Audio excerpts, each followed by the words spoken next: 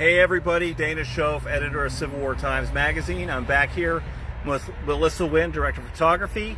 We're going to join back with Steve Hammond in just a second. We're at Congressional Cemetery in Southeast Washington, D.C.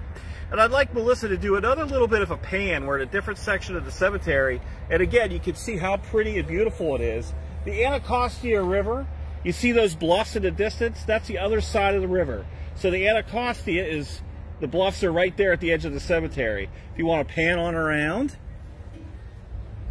get to see Quentin again playing his ukulele. Giving us a peaceful musical accompaniment. It's beautiful. And then coming back here to Steve and myself. Now, Steve, we're standing in front of government-issued headstones, but they're not United States government. These are Confederate headstones, and it's the old point that there's a point on the top of it that they said so that no Yankee will sit on it. Right. So the standard issue for the federal soldier is rounded on the top. Yeah, that's right. Yeah, yeah. Well, there's one right behind it. Oh, that's right, there, yeah. So you can just stay, I'll see real quick. This is a man who was in the United States Marine Corps. Actually, USMC it says. And these are 10 Confederate headstones. They're from all different states.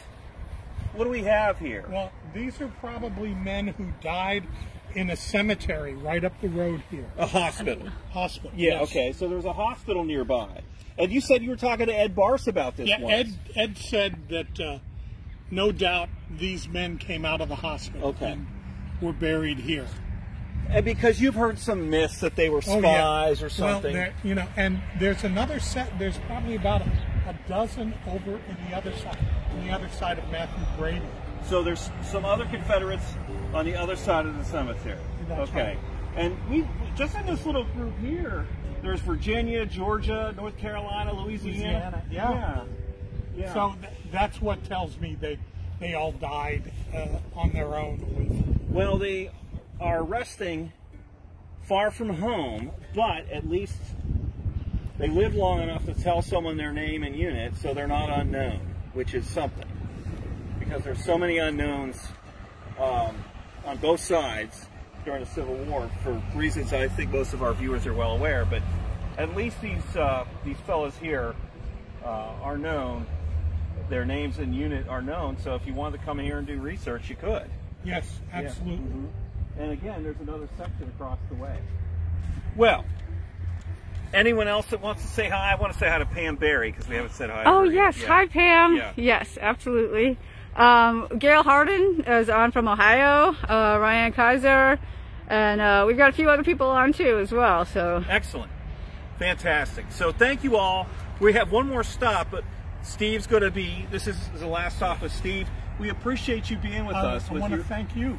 Your knee hurting and everything. Oh, yeah, no, thank you for coming out today. Thank you. Yeah, and check out the Sons of Union Veterans online, even if you don't want to join. Just check it out and learn about it. Check out Congressional Cemetery here as well.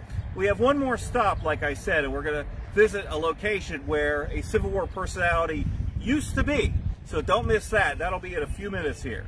And until then, this is Dana Shoaf and Melissa Wynn from Civil War Times Magazine with tour guide Steve Hammond and Quentin, the ukulele player, signing off from Congressional Cemetery in Southeast Washington, D.C.